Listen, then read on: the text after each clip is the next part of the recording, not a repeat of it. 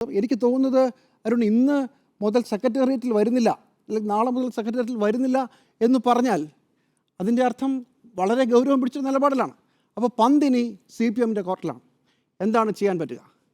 ഇതുവരെ ചെയ്തതിന് പാപപരിഹാരക്രിയയായി എന്തെങ്കിലും CPM ചെയ്യുമോ?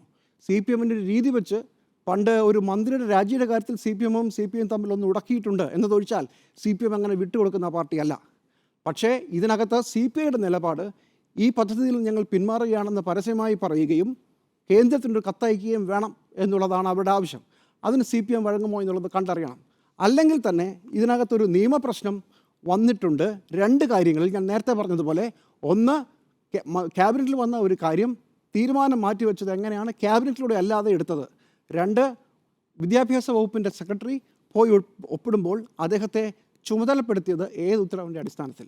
അപ്പോൾ CPI തർക്കം ഒന്ന് മഞ്ഞുരുകിയാൽ പോലും ഇതിൻ്റെ ഒരു നിയമപ്രശ്നത്തിലേക്ക് കാര്യങ്ങൾ പോകുമോ എന്നുള്ളതിലും സംശയമുണ്ട്. ചുരുക്കത്തിൽ ഭരണപ്രതിസന്ധി ഒന്നാം ദിവസം കഴിയുന്നു.